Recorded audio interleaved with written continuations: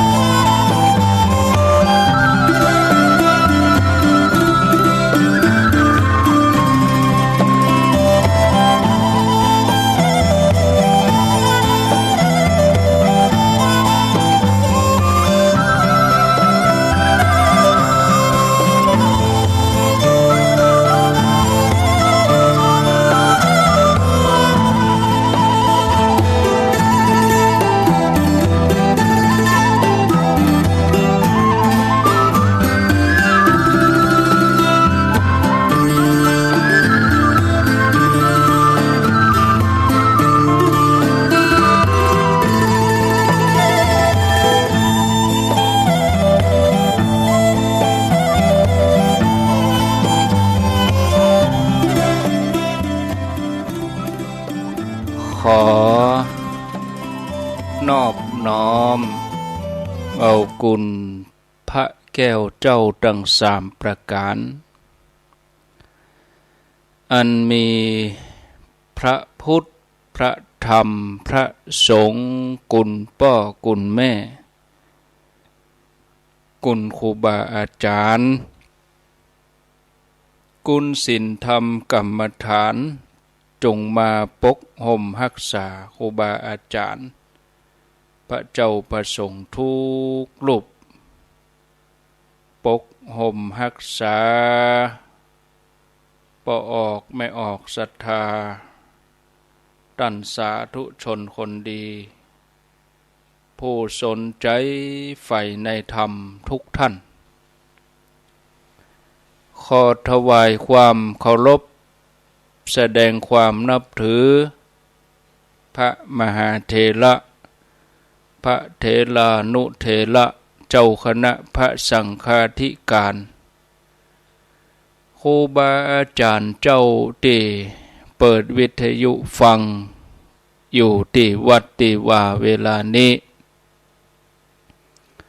ขอความสุขความเจริญจงได้บังเกิดแก่ญาติโยมท่านสาธุชนคนดีป่ออุยแม่อุ้ยนักศีลนักบุญเท่าแก่น้อยใจยิงต่างหลายทุกท่านมาปะกันแล้วเนอมาปะกันแถมแล้วมาปะกันในรายการอุจจาภาษาธรรมกำเมืองมาปะกันวันนี้เป็นวันพุธที่2เดือนสิงหาคมพุทธศักราช2566วันนี้เป็นวันเดือน10เหนือแฮม1ค่ำเดือน10เหนือแฮม1ค่ำพร่ำว่าเป็นวันพุธเวลา2 ทุ่มเป็นต้นไป2 ทุ่มกับ8 โมงเมื่อคืนมาปะกับรายการอุจจาภาษาธรรมกำเมืองดำเนินรายการโดยอัตมภาพพระครูอภิวัฒนวิกรมวัดปากต่างเจริญตำบลดอยหล่ออำเภอดอยหล่อจังหวัดเชียงใหม่ เป็นผู้รับผิดชอบดำเนินรายการมาปะญาติโยมท่านทั้งหลายเดือนไหนก็2 วันวันพุธต้นเดือนแล้วก็วันพุธสุดท้ายของเดือนแต่คืนนี่ก็มาปะญาติโยมทั้งหลายเพราะว่าปกติวันการเมื่อคืนนี่ก็จะเป็นท่านสมชาติชาตปัญโยอาตมาภาพก็เข้ารายการเฮียเกิงชั่วโมงอู้จาข่าวสารงานบุญเฮียเกิงชั่วโมงแล้ว2 ทุ่มเกิงก็เชื่อมสัญญาณไปที่วัดบรรพตสถิตท่านสมชาติชาตปัญโยเปิ้นก็จัดรายการต่อแต่ว่าวันนี้เป็นรายการของอาตมาภาพโดยเฉพาะทุกวันพุธต้นเดือนแล้วก็วันพุธสุดท้ายของเดือนหมายความว่าเดือนไหนก็มาปะกันอยู่2 วันวันนี้ก็เป็นวันเข้าพรรษาของพระสงฆ์องค์เณรแต่ว่านี่เป็นวันเข้าวสาศรัทธาวันนี้เข้าวสาธุเจ้าเปิ้นอธิษฐานเข้าพรรษากันในวันนี้อธิษฐานกันทุกวัดตลอด3 เดือนก็บ่มีความจำเป็นก็จะบ่ได้ไปนอนค้างแรมที่ไหนถ้าจำเป็นได้ไปก็บ่เกิน7 วันในพรรษานอนบ่เกิน7 วันอันนี้เปิ้นก็มีระเบียบมีกฎเกณฑ์ไว้อย่างนี้ถ้าจะไปก็ต้องสัตหะไปแต่ถ้าเป็นอย่างญาติโยมฆราวาสนี่จะไปนอนกี่คืนจะไปอยู่กี่วันอันนี้แบบเป็นหยังเพราะว่าเจ้าบ้านญาติโยมเขาก็ทำปกติแต่ว่าช่วงในพรรษาบางท่านก็อธิษฐานเข้มข้นขึ้นมาแถมน้อยประพฤติปฏิบัติอยู่ที่บ้านไหว้พระสวดมนต์ประพฤติปฏิบัติเข้มข้นขึ้นมาแถมน้อยตลอดที่ก่อนเข้าพรรษาก็อาจจะอารมณ์เกลียดอารมณ์โกรธอารมณ์นั่นอารมณ์นี้นะประกองเข้าวสาก็ให้ลดลงไปให้เบาบางไปบางให้เอามากวนอกกวนใจต้องขอบคุณอนุโมทนากับสถานีวิทยุคลื่นต่างๆที่เปิ่นได้รับสัญญาณนำรายการนี้ไปสู่ผู้ฟังทางบ้านหลายคลื่นหลายที่หลายแห่งค่าเวลาเพราะว่าบางสถานีนี่เปิ่นรับสัญญาณ2 ทุ่มเช้าบางสถานีเปิ่นก็รับสัญญาณ2 ทุ่มเกิงก็บ่เกิน2 ทุ่มเกิงถ้าจะมาสาระธรรมะก็เดี๋ยวได้ฟังบ่เท่ากันแล้วก็บ่ต่อเนื่องบางสถานีเปิ้นรับ2 ทุ่มตรง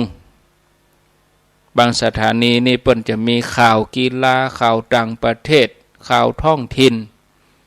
แล้วเปิ้นถึงจะตัดเข้ามารับสัญญาณ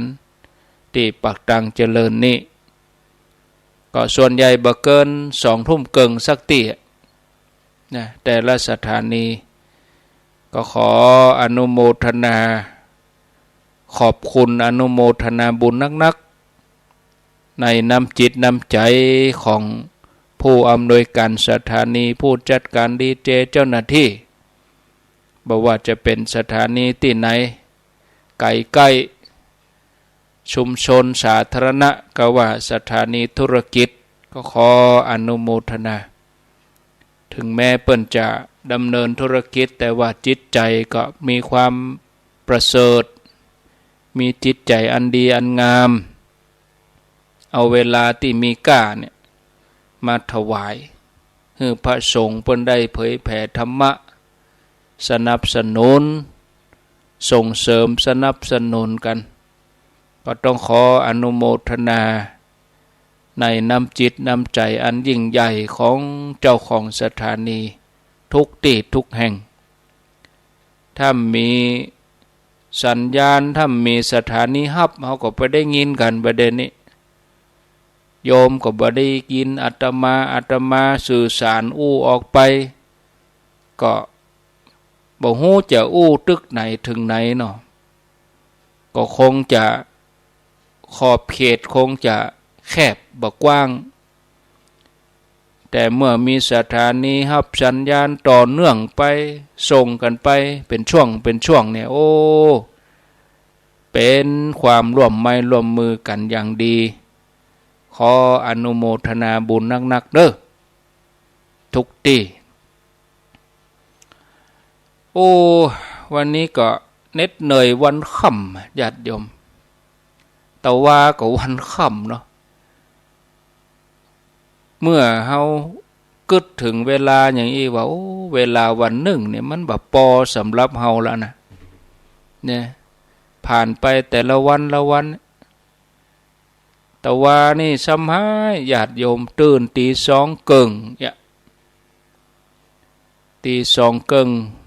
ตีสามก็เชื่อมสัญญาณรายการจนฮอดปะขวายมาลงศาลาปันศีลปันป้อนฉันเข้าแล้วก็ไปลงโบสถ์แถมปีกมาวัดญาติโยมเพื่อก็มาทำบุญก็มีกิจกรรมตลอดทั้งวันจนฮอดแมลงเมื่อคืนทำวัดแล้วก็มานั่งจัดรายการแถมจนปออ่อนปอเพียวันนี้แถมตื่นเจ้ามาฉันเข้ามาเจ้าก็ไปโดยนางแก้วปีกมาก็2-3 โมงศรัทธาเปิ่นก็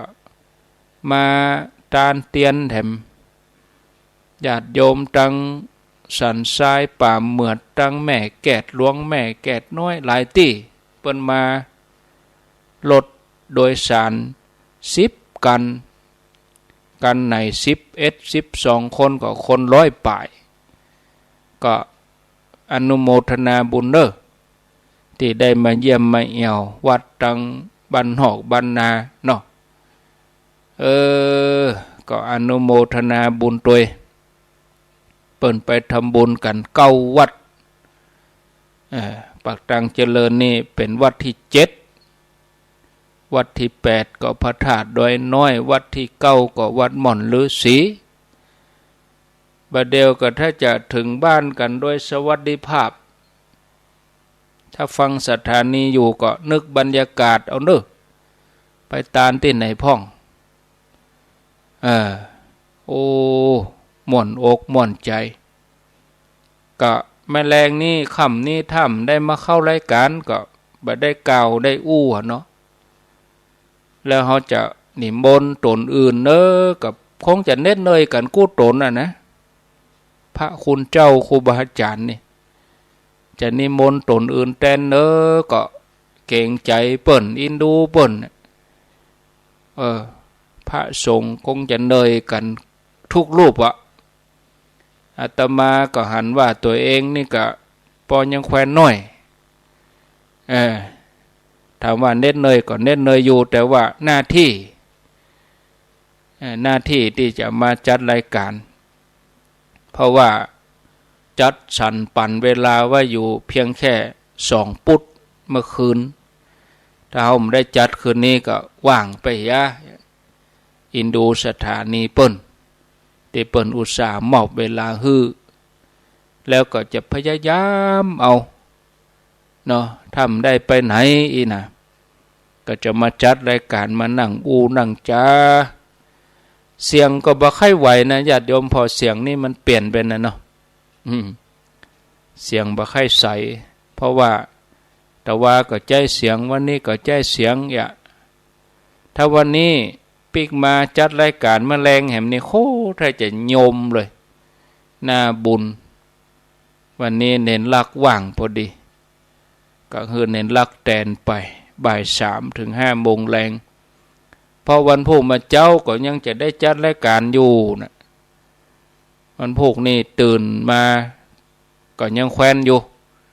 ช่วงตี 3 ตี 4บ่ได้จัดวันพุธเป็นวันละเป็นคิวของตุลุงยองวันพุธตี 3 ถึงตี 5แต่ตมาก็จะจัดตี 5 ถึง 6 โมงวันพุธวันพฤหัสบดีแล้วก็6 โมงถึง 7 โมงวันพุธก็หลวงปู่พระครูปฏิพันธ์ธรรมทินพูดถึงบรรยากาศวันนี้ขั้นเวลาก่อนเนาะขั้นเวลาเพื่อว่ารอสถานีคือเปิ่นพร้อมกัน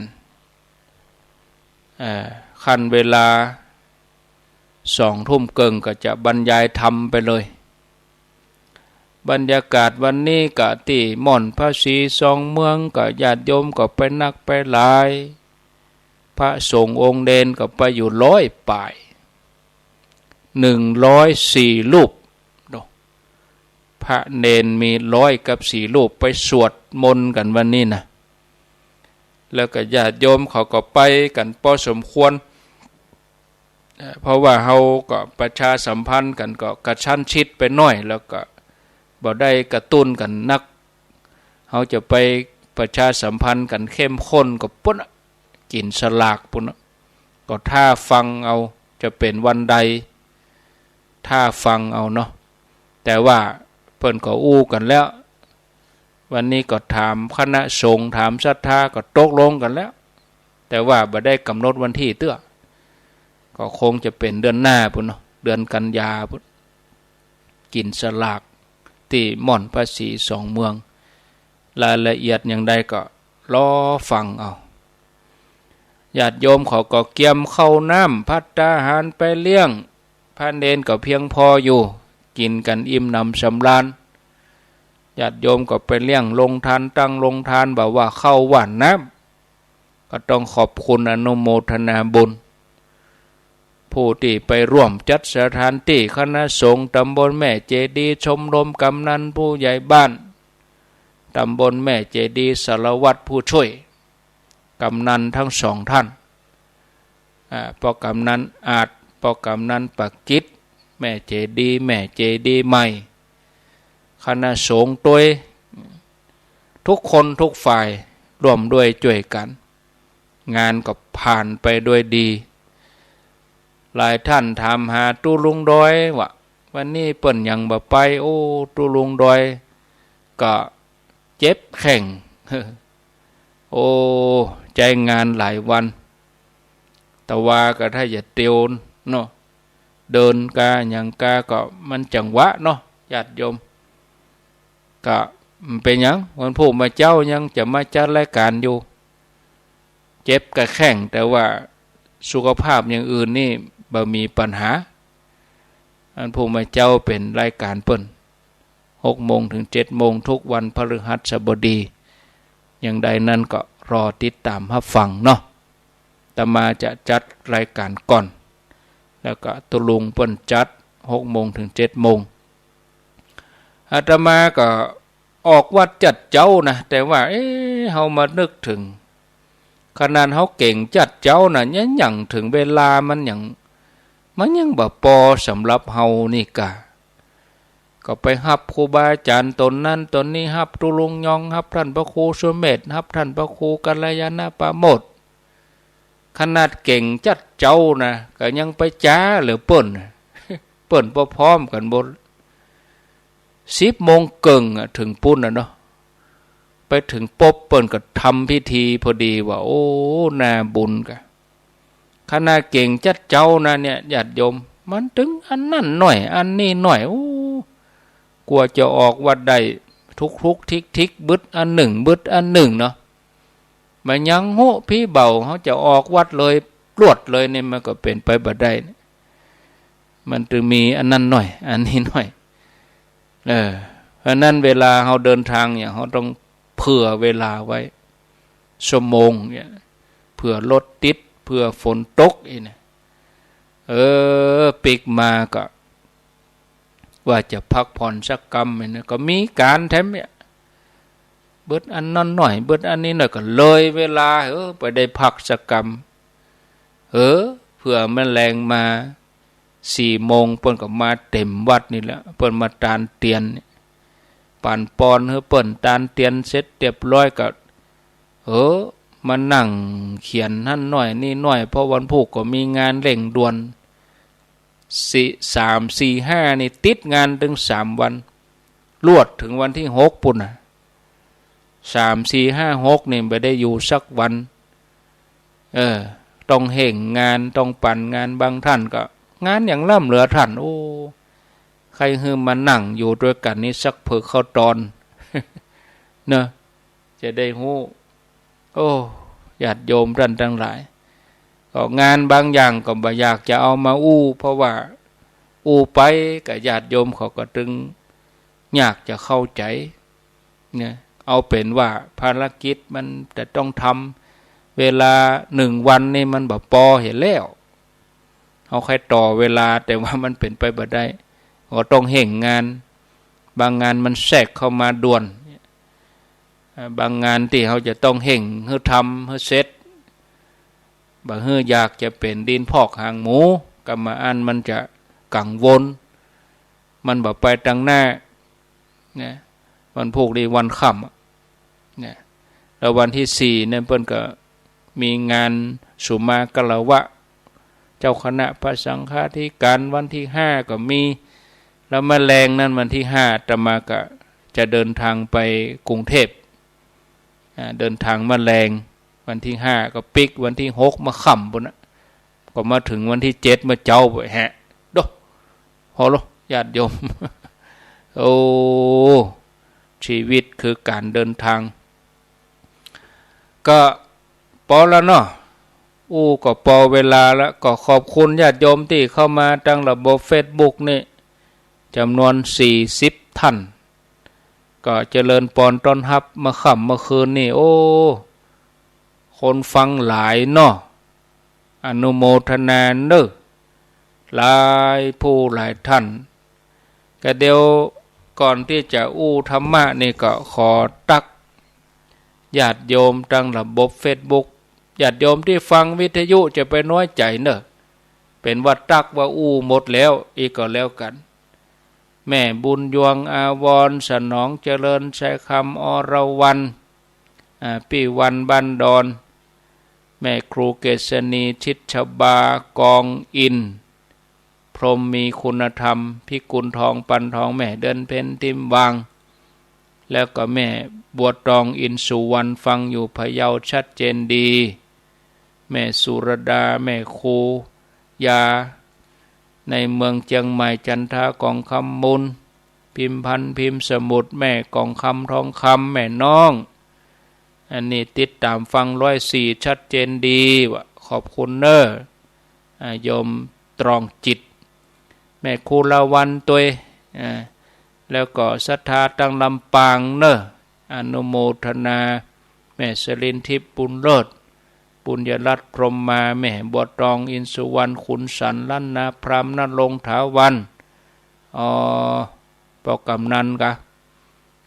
ยินดีเนอเข้ามานี่แม่หลวงสายฝนตัว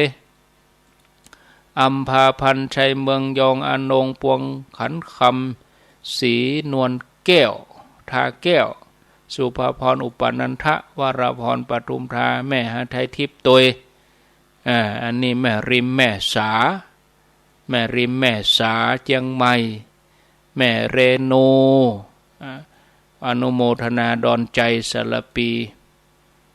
กองคำนันตาปุกสุภาสิริตอนใจสมรเขตวันแสงจันทร์ใจสิทธิ์แล้วก็มีสีทรเปรมจิตติดตามฟังที่ชัยประการอนุโมทนาสมใจสมใจว่าสมศรีใจบุญเรืองจันทวงศ์ขวัญอินตยศแล้วก็มี อัชราปัญญาวัยอันนี้อยู่ที่ไหนนี่นงลักษ์แล้วก็วันเพ็ญน้ำเพชรทรเทพกองคำทิศวงศ์อนุโมทนาเนอะสุวรรณปวงตายุพินหอมมาลาพรสิริกันทวงศ์อำนวยชัยวุฒินัดพิสิทธิ์หมื่นอภัยแม่บุญมาตัวแม่บุญมาวงตุนเปิดเป็นคนเวียงป่าเป้าแต่ว่ามาอยู่เชียงใหม่วัดเป็นศรัทธาวัด7 ยอดอันนี้อยู่จอมตองเนอวะเจริญปอนเนอจอมตองเจ้าไวยสาเจ้าวะสาธุอดิศักดิ์จักแก้วพันนียศถามีคุณจันจรัสติดตามอยู่ฝ่ายหิน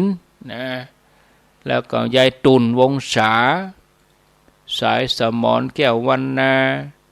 แม่นวลนิดชวชาติเนาะอันเนี้ยตักเอาตัวอีก่อนประเด็นนี้คนเมื่อคืนนี่เปิ่นฟังหลายลูประเด็นนี้บางท่านเปิ่นก็ทันสมัยนะดูทางเฟซบุ๊กโดยวิทยุก็ได้อย่าเปิ่นทันสมัยกันเอาหน้าอนุโมทนาบุญตัวถ้าอ่านบ่ครบก็เอาชื่อขึ้นให้หมดแล้วเนอะชื่อตัวข้อความตัวเอาขึ้นตีหน้าจอให้หมดกูคนแล้วก็ขออนุโมทนาบุญตัวที่ติดตามเข้ามาเอาแล้วเพื่อบ่ให้เป็นการเสียเวลาพอแต่นี่ก็2 ทุ่มเกิงแล้วนี่เนาะมาถึงอันสาระธรรมะขั้นเวลาไปถึงเกิงชั่วโมงแล้วญาติโยมทั้งหลายสรรพสัตว์ทั้งหลายที่เกิดมานี่ล้วนแต่เคยเป็นญาติกันมาก่อนในโลกใบนี้เหมือนบ้านหลังใหญ่มีประชากรของโลก7,000-8,000 ล้านเนี่ยเป็นสมาชิกครอบครัวใหญ่การมีจิตเมตตาปรารถนาดีต่อกันมีจิตกรุณาช่วยเหลือกันมีมุทิตาจิตต่อความดีของผู้อื่นแล้วก็มีอุเบกขาธรรมวางใจเป็นกลางบอกว่าเรื่องดีเรื่องร้ายที่มันเกิดขึ้นนับว่าเป็นสิ่งที่คนเฮากู้คนจะต้องมีคนที่บ่มีก็พยายามหัดฝึกให้มีในความหลากหลายของเชื้อชาติศาสนาความหลากหลายของขนบธรรมเนียมประเพณีวัฒนธรรมความหลากหลาย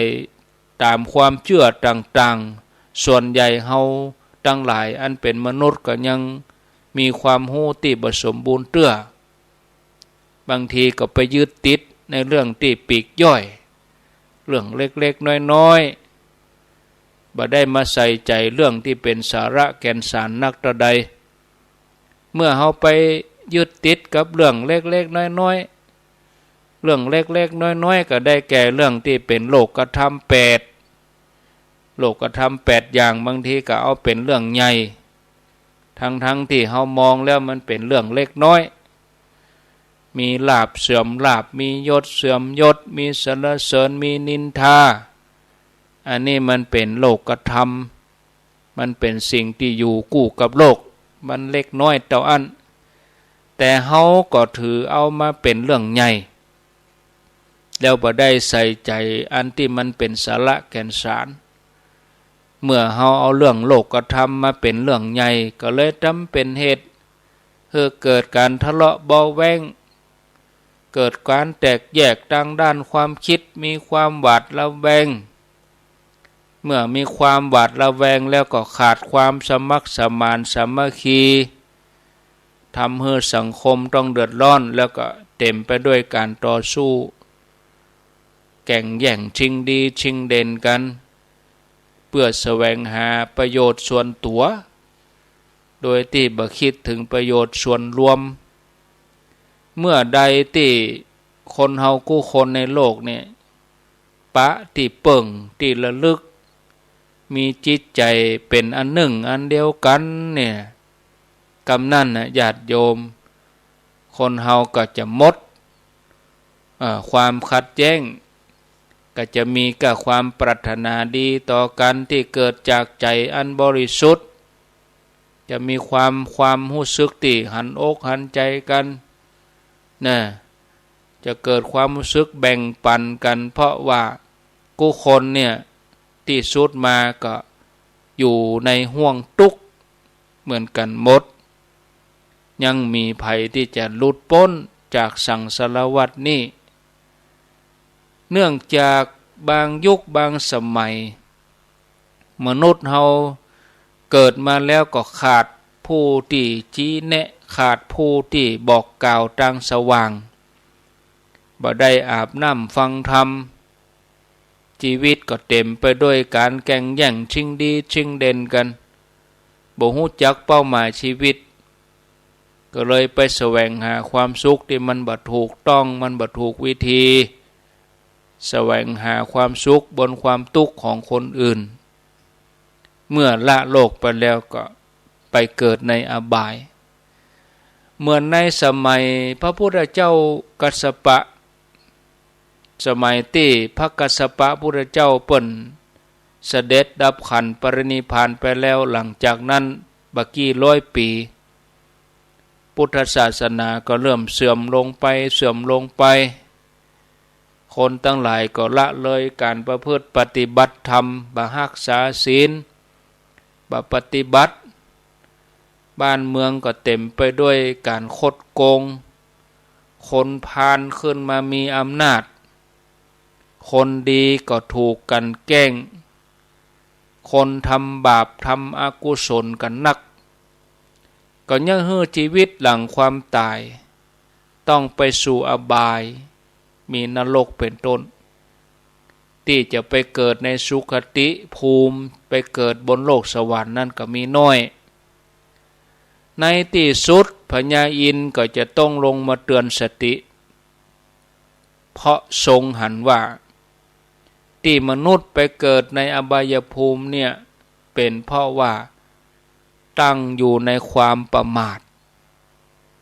เมื่อตั้งอยู่ในความประมาทแล้วก็ยังขาดความเมตตาต่อกันคนดีถูกรังแกคนทั้งหลาย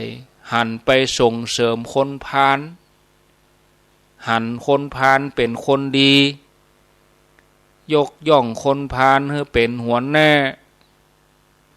คนพาลก็เลยไปใช้อำนาจไปในทางที่ผิดพญาอินทร์ก็หาวิธีจะช่วยเหลือมนุษย์ให้ยกจิตยกใจให้สูงขึ้นให้ได้ไปเกิดบนสวรรค์พญาอินทร์ก็หาทางที่จะรักษาคำสอนทางพุทธศาสนาให้ยืนยาวพญาอินทร์ก็เลยสั่งให้มาตาลีเทพบุตรแปลงกายเป็นม้าดำเป็นสุนัขดำตัวใหญ่เต่าม้านี่ท่าทางก็โหดดุร้ายน่ากลัว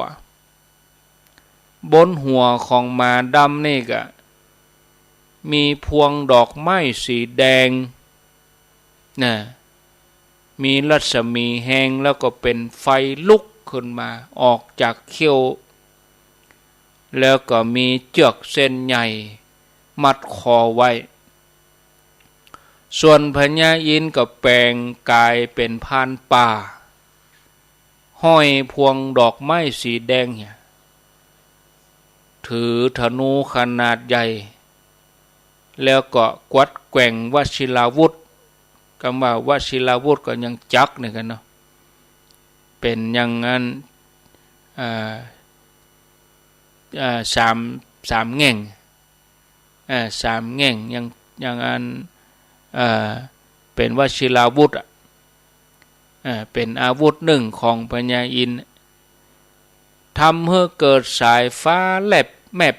นะเสียงดังสนั่นไปทั่วแล้วก็พญาอินทร์นี่ก็ประกาศเสียงก้องไปว่าหมู่มนุษย์ใจบาปโลกกำลังจะพินาศจากนั้นพญาอินทร์ก็เฮ้อหมาดำตัวนั้นเห่าข่มขวัญเจ้าเมืองทำให้เจ้าเมืองเกิดความกลัวตายเหล่าอามาตย์ข้าราชบริพารก็ไปกราบทูลพญาเจ้าเมืองเฮ้อสั่งปิดประตูเมืองทุกทิศทุกทางเพื่อบ่ให้สุนัขดำตัวใหญ่เข้ามาในเมืองได้แต่นายพรานอันเป็นพญาอินทร์กับหมาดำก็คือมาตาลีเทพบุตรเนี่ยก็กระโดดข้ามกำแพงมาได้ศรัทธาญาติโยมพญาเจ้าเมืองตอนนั้นก็ขอร้องนายพรานว่าอย่าให้สุนัขดำตัวนี้เข้ามาจะไปปล่อยให้หมาดำตัวนี้เข้ามาให้เนอะจะไปให้มาได้นะนายพรานก็ตอบว่าหมาดำตัวนี้ต้องการกินจิ้นมนุษย์ที่เป็นศัตรูกับเฮาพญาเจ้าเมืองก็ถามถึงคนที่เป็นศัตรูของนายพรานว่าศัตรูของนายพรานเนี่ยมีลักษณะอย่างใดนายพรานก็เลยประกาศท่ามกลางคนทั้งหลายเสียงดังว่าศัตรูของเฮาก็คือผู้ที่ประพฤติผิดศีลผิดธรรมบ่เลี้ยงดูพ่อแม่เป็นคนอกตัญญูดูหมิ่นผู้มีพระคุณคนเหล่านี้เป็นศัตรูของเฮาหมาดำตัวนี้จะเกี่ยวกินผู้ที่บ่มีจิตเมตตาชอบรังแกชอบเบียดเบียนผู้อื่นบ่ได้ไปประกอบสัมมาอาชีวะประพฤติผิดในกามแสวงหาความทุกข์แสวงหาความสุขบนความทุกข์คนอื่นนี่หาความดีอันยังบ่ได้อันนั้นคือศัตรูของเขาเมื่อนายพรานกล่าวจบตึงพระราชาพร้อมกับเสนาอามาตย์ทั้งหลายข้าราชบริพารต่างก็หวาดกลัวสะดุ้งไปตามๆกันเพราะว่าหูว่าตัวเองเป็นบุคคลที่นายพรานกล่าวถึงเนี่ยที่นายพรานกล่าวถึงนั่นก็คือมใจไผ่ตัวเองนั่นแหละก็เลยปากันอ้อนวอนขอร้องนายพราน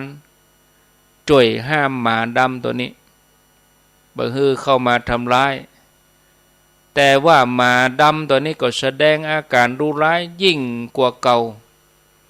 ทำทีทำท่าจะกระโดดไปกัดพระราชาพร้อมทั้งบริวารเมื่อนายพรานหันว่าทุกคนมีจิตอ่อนโยนแล้วก็เลยได้เหาะขึ้นไปในอากาศกับกายล่างเป็นพญาอินทร์ดังเก่าแล้วประกาศให้มนุษย์รู้ว่าคนที่ละโลกแล้วก็ไปเสวยทุกข์ทรมานแออัดอยู่ในมโนหกมีนักมากมายนับบ่ถ้วนส่วนคนที่ไปเสวยสุขบนสวรรค์มีเพียงน้อยเดียวถ้าไผผู้ใดปรารถนาจะไปสวรรค์ก็ฮึหันมาประพฤติปฏิบัติธรรมเริ่มต้นทำความดีตั้งแต่บัดนี้เป็นต้นไปตั้งแต่นั้นมนุษย์ก็ปากันทำบุญฮือตรันรักษาศีลเจริญภาวนามันประพฤติปฏิบัติธรรมทำให้ทุกคนอยู่ร่วมกันอย่างมีความสุขสันติภาพก็กลับคืนมาพุทธศาสนาก็เจริญรุ่งเรืองคนเมื่อละโลกไปแล้วก็ไปเกิดในสวรรค์ฉะนั้นญาติโยมขอให้หมู่เฮาทั้งหลายทุกคนเนี่ยจะต้องตั้งใจทำความดีให้เต็มที่นอกจากตัวเก่าเฮาทั้งหลายจะทำความดีแล้วก็จักจวนคนอื่นมาทำความดีตัวเองช่วงเข้าพรรษาเนี่ยนะเป็นโอกาสดีของหมู่เฮาที่เฮาจะได้ทำหน้าที่ เพราะกระแสโลกปัจจุบันเนี่ยมันเป็นกระแสโลกที่ถูกความบ่ฮู้ความมืดความอวิชชามันมีนักแล้วก็เป็นยุคข้อมูลข่าวสารที่มันไร้พรมแดนมีการสื่อต่างๆสื่อสารต่างๆข่าวอันยังข้อความกะบอกว่าภาพว่าเสียงนำมาซึ่งความฮ้อนอกฮ้อนใจเป็นที่มาแห่งอกุศลทำให้จิตใจของคนเฮานี่ห่างเหินจากธรรมเนี่ยฉะนั้นญาติโยมของเฮาทั้งหลายได้ทำหน้าที่ทำคุณงามความดีจักจวนกันไปเข้าวัดฟังธรรมคือการรักษาศีลเจริญภาวนาสั่งสมบุญกันให้จนเสี่ยงอายุไขของเฮานี้นอกจากเฮาจะมีสุขติเป็นที่หวังแล้วเฮาก็จะเป็นแบบอย่างให้คนทั้งหลายได้หันว่าความสุขมันเป็นอย่างใดเนี่ยญาติโยมชีวิตทุกชีวิตที่เกิดมาล้วนปรารถนาความเจริญรุ่งเรืองบ่ว่าธุรกิจการงานบ่ว่าสิ่งที่ปรารถนาต้องการจะมีความสุขทุกเวลาบ่ว่าจะยืนเดินนั่งนอนกินดื่มทำพูดคิดทุกชีวิตล้วนปรารถนาจะอยู่ห่มเย็นเป็นสุขเป็นครอบครัวที่อบอุ่นเป็นสุขแต่ชีวิตทั้งโลกนั้นโอกาสทองอย่างนี้แทบจะบ่มีเพราะอย่างเพราะสิ่งแวดล้อมบางอย่างบางครั้งมันก็บ่เอื้อเนี่ยญาติโยมมันบ่เอื้อต่อการที่เขาจะประพฤติปฏิบัติเขาก็จะต้องมีใจที่หนักแน่นมีจิตใจที่มั่นคงดำรงตัวเก่าให้หนักแน่นแล้วก็นำสิ่งดีๆมาสู่ตัวที่เปิ้นฮ้องว่าความเป็นมงคลความเป็นมงคลนี่แปลว่าเหตุแห่งความเจริญถ้าเฮาฮู้อย่างนี้แล้วเฮาจะเป็นผู้ที่ห่างไกลจากความเสื่อมต่างแห่งความเสื่อมก็จะบ่มีญาติโยมเคยมีคนสงสัยเหมือนกันว่า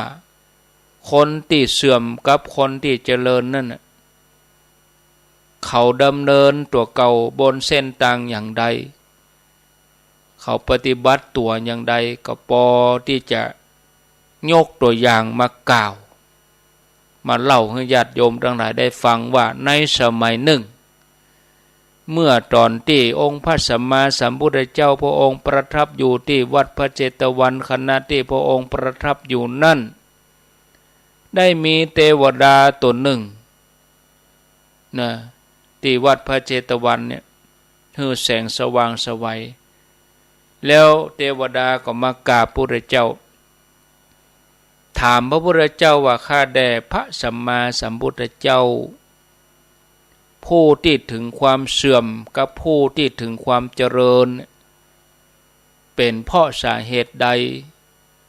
ขอพระศาสดาแถลงไขต่างแห่งความเสื่อมต่างแห่งความเจริญขอพระองค์ได้ชี้แนะบอกกล่าวพระศาสดาพระสัมมาสัมพุทธเจ้าพระองค์ก็แสดงชี้แจงต่างแห่งความเสื่อมไว้12อย่างน่าสนใจพระองค์ทรงกล่าวว่าผู้หูดีเป็นผู้เจริญผู้หูชั่วเป็นผู้เสื่อมโยคาเวชยเตภูริผู้รู้ดีเป็นผู้เจริญหูดีคือบ่ใช่ว่าขอโทษนะอวดลวกบ่ใช่นะ คำว่าหูดีในที่นี้คืออันใดใดดีอันใดขาวอันใดดำแยกแยะได้ก่อแต่บางคนนี่มันแยกแยะบ่ได้หันกงจักเป็นดอกบัวหันชั่วเป็นดีอันนี้แสดงว่าบ่หูดี บ่ใจว่าฮู้ดีคือฮู้ไปให้กูเรื่องฮู้หมดอีบ่ใจนะอันนั้นก็ฮู้อันนี้ก็ฮู้ในบ่ใจคำว่าฮู้ดีอย่างนี้นะผู้ฮู้ดีเป็นผู้เจริญผู้ฮู้ชั่วเป็นผู้เสื่อมนะไผที่ไฟในธรรมคนนั้นก็เป็นคนเจริญไผคนใดที่บ่ฟักไฟในธรรมคนนั้นก็เป็นคนเสื่อมเปิ้นหมายถึงว่าหูสิ่งที่เป็นประโยชน์สิ่งอันใดที่มันเป็นประโยชน์สิ่งอันใดที่มันเป็นโทษเป็นความดีความงามเนี่ยแล้วก็ผู้นั้นต้องฮักในการประพฤติสิ่งที่ดีงามที่ว่าหูธรรมนี่คือว่าหูตั้งแต่ข้อวัดปฏิบัติอันเป็นความดีงามจนถึงใจสะอาดบริสุทธิ์หูแจ้งหันจริงมีดวงตาหันธรรมหูแจ้งแทงตลอดทำให้ผู้นั้นมีความเจริญรุ่งเรืองในชีวิตส่วนไผ่ที่บ่เอาศีลเอาธรรมหันหลังให้ธรรมะมันก็ตรงกันข้ามพบแต่ความเสื่อมจิตใจก็บ่ดีจิตใจก็บ่งอกงามอันนี้เป็นทางแห่งความเสื่อมข้อที่หนึ่งทางแห่งความเสื่อมข้อที่สองพระองค์ตรัสว่าคนที่ไปคบหาสมาคมกับอสัตตบุรุษคำว่าอสัตตบุรุษคือคนพาลเนี่ยอู้ง่ายๆก็คือว่าไปคบหาคนพาลเนี่ยอเสวนาจะพาลนังเขาบ่ต้องไปคบแล้ว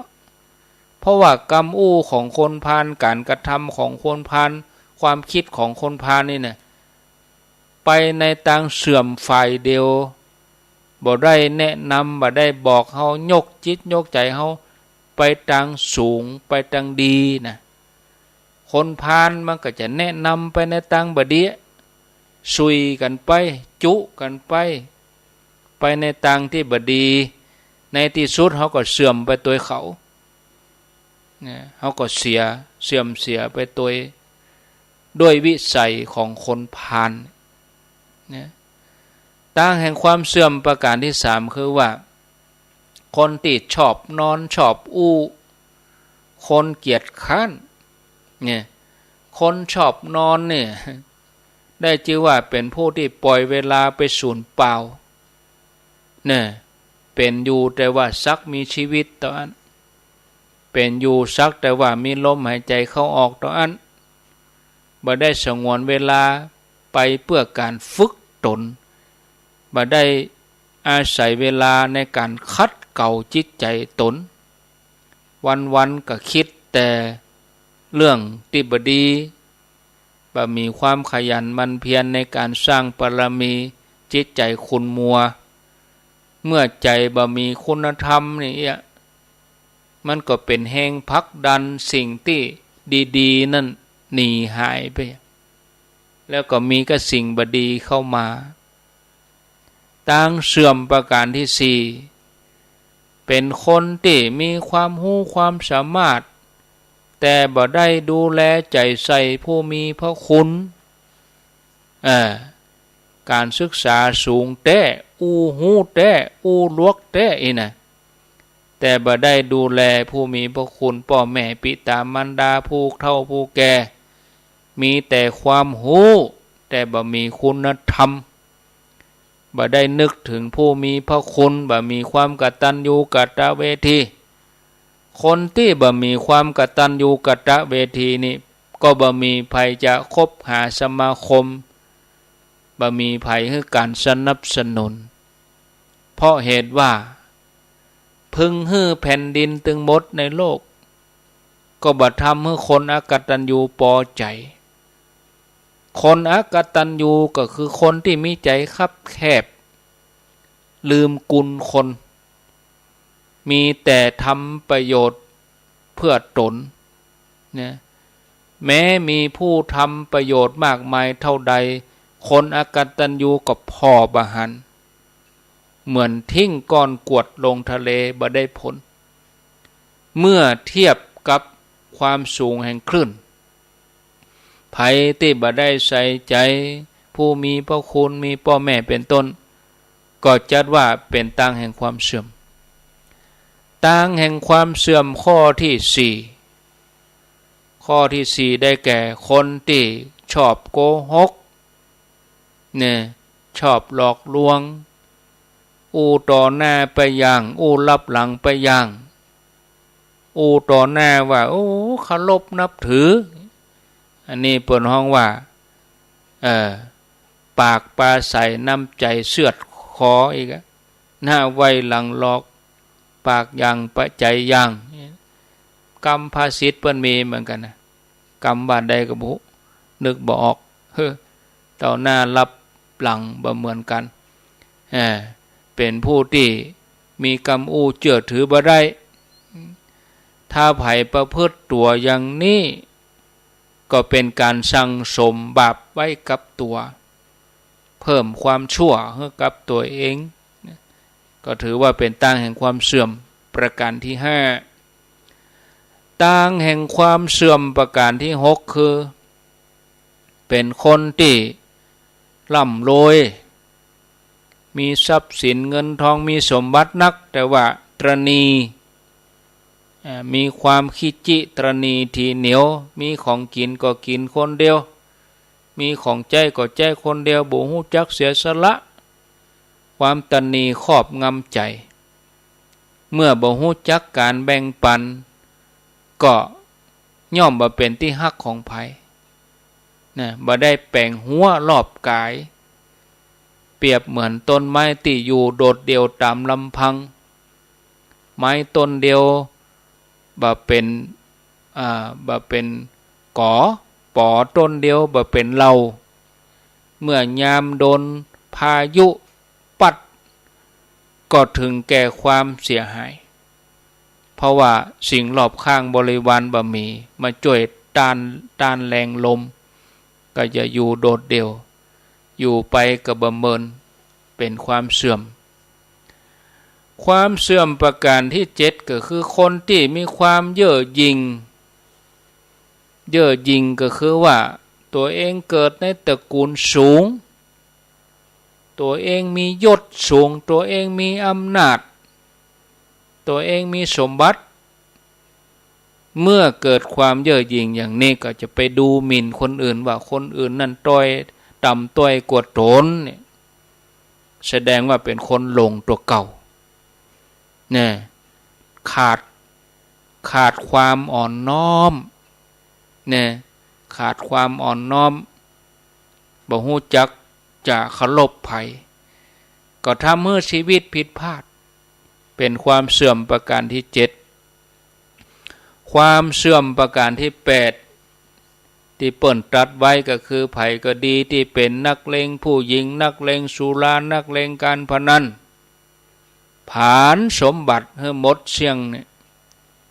การทำอย่างนี้ก็ทำให้เป็นผู้ที่บ่ฮู้จักการใช้จ่ายทรัพย์อันเป็นประโยชน์ต่อตนทั้งภพนี้ภพหน้าการใช้ทรัพย์ให้เป็นประโยชน์นั้นเมื่อใช้ไปแล้วก็จะต้องเกิดเป็นบุญเป็นกุศล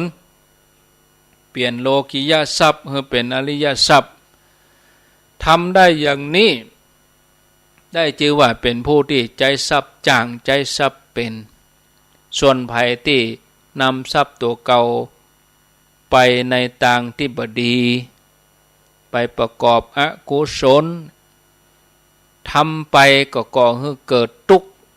อันนี้เป็นทางแห่งความเสื่อมข้อที่แปดข้อที่เก้าทางแห่งความเสื่อมได้เราฟังทางแห่งความเสื่อมจบหมดแล้วเราก็ค่อยไปฟังความทางแห่งความเจริญเนาะเก้าแล้วเหรอเก้าทางแห่งความเสื่อมข้อที่เก้าคือคนที่บ่พอใจในคู่รักของตัวเอง สามีตนเองภรรยาตัวเองนะบ่พอใจในคนฮักตัวเองนะนอกใจบ่เคารพสามีเป็นคนที่มีภัยรอบด้าน ก่อให้เกิดความหวาดระแวงระห้องระแหงระวังครอบครัวระวังสังคมเป็นตีกล่าวขานเนี่ย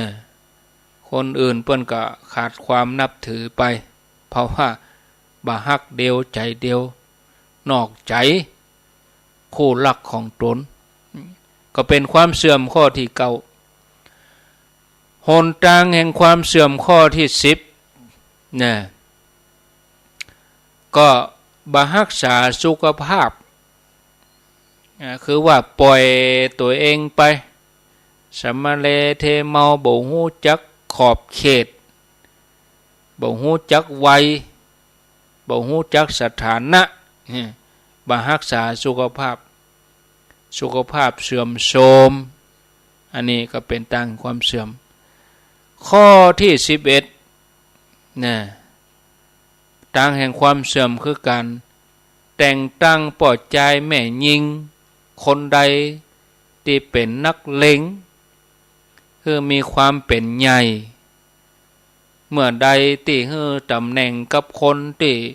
เป็นนักเลงบอกว่าแม่หญิงบอกว่าปลอดใจเนี่ยในการบริหารก็จะใจอำนาจใจหน้าที่ตัวนั้นไปข่มขู่ผู้อื่นอันนี้เป็นประการสำคัญคือให้อำนาจกับคนชั่วแต่เมื่อคนดีมีอำนาจคนพาลก็จะพาลไปแถมข่มขู่เมื่อคนพาลมีอำนาจคนดีก็จะถูกข่มขู่เนี่ยบักกล้าหาญในการสร้างสรรค์สิ่งดีอำนาจถ้าว่าไปตกอยู่ในมือของคนพาลเมื่อใดก็จะนำมาซึ่งความเดือดร้อนสู่สังคมเนี่ยประการสุดท้ายทางแห่งความเสื่อมก็คือพระองค์ทรงตรัสไว้ผู้เกิดในตระกูลที่มีโภคสมบัติน้อยแต่มีความมักใหญ่ไฟสูงปรารถนาจะเป็นใหญ่เป็นโตก็เป็นทางแห่งความเสื่อมเหมือนกันเนี่ยบ่ใจจะได้มาง่ายๆบางทีมันก็ขึ้นอยู่กับอำนาจวาสนาบางทีมันก็อยู่บุญญาธิการตัวเองมีบุญนะก็เริ่มได้เป็นอย่างนะอันนี้คือทางแห่งความเสื่อม12อย่างผู้เจริญย่อมบ่ประพฤติหลีกเลี่ยงเนี่ยบ่ต้องเอาหนทางอย่างนี้เนี่ยเส้นทางชีวิตของเฮาทั้งหลายทุกคนต่างปรารถนาความสุขความสมหวังต้องการยืนอยู่บนหนทางแห่งความเจริญฉะนั้นของเฮาทั้งหลายทุกคนตั้งตนอยู่ในความประมาทดำเนินบนเส้นทางแห่งการประพฤติชอบประพฤติดีสิ่งใดที่พระองค์ทรงตรัสว่าเป็นความเสื่อมเฮาก็ย่ำทำสิ่งใดที่เป็นความเจริญเฮาก็เพียรทำประพฤติปฏิบัติถ้าทำได้อย่างนี้ชีวิตของเฮาก็จะมีความสุขตั้งแต่ปัจจุบันชาติแล้วก็ทุกภพทุกชาติตลอดไปนะแล้วอันที่เป็นความเจริญก็ปฏิบัติตรงกันข้ามกับความที่มันบัดเจริญเนี่ยนะอันนี้ญาติโยมทั้งหลายเนาะชั่วโมงที่2จะมาเล่านิทานละญาติโยมฟังกับใครรับแล้วก็จะมาเล่านิทานถ้าได้2เรื่องก็คงจะพอดีจะเล่านิทานเรื่องนางปทุมวดีกับธิดาเข้าตอกว่า2เรื่องเนาะนางปทุมวดีกับธิดาเข้าตอกจะนำมาเล่า2เรื่องแต่ก่อนจะเล่านี่ก็ขอได้พักสักกำก่อนคอแห้งตะกี้เกือบบ่ไหวจะไปเติมน้ำอุ่นกำก่อนฟังไรนี้ไปไหนเตี้ยเนพักสัก 3-4 นาทีกำเดียวก้อยปีกมาปะกันเนาะเจริญพร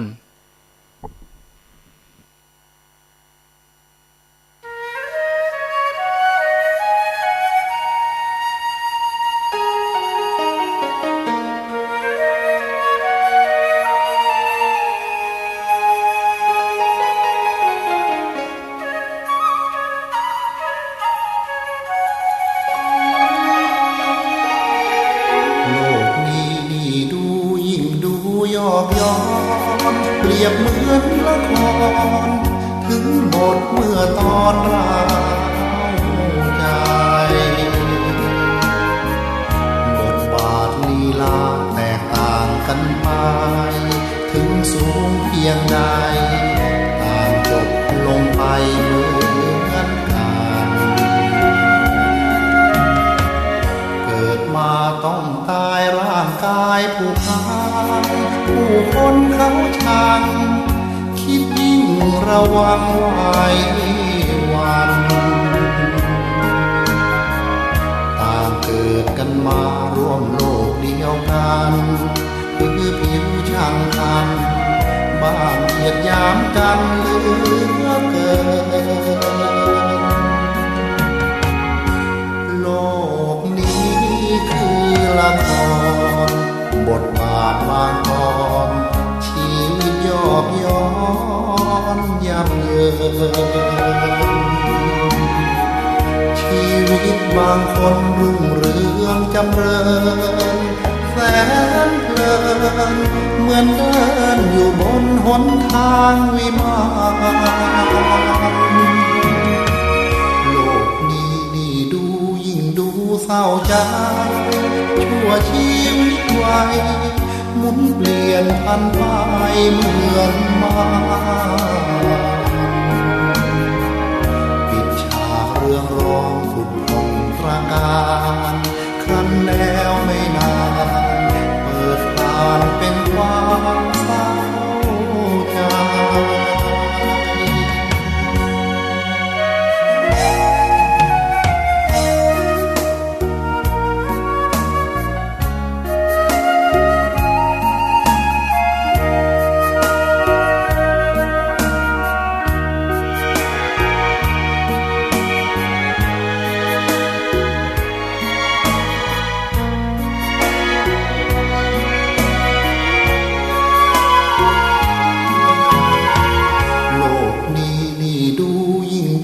เศร้าใจชั่วชีวิตไว้หมุนเปลี่ยนพันไปเหมือนมาปิดฉากเรื่องร้องผุดพองตระการครั้นแล้วไม่นานเปิดผ่านเป็นความเศร้าใจ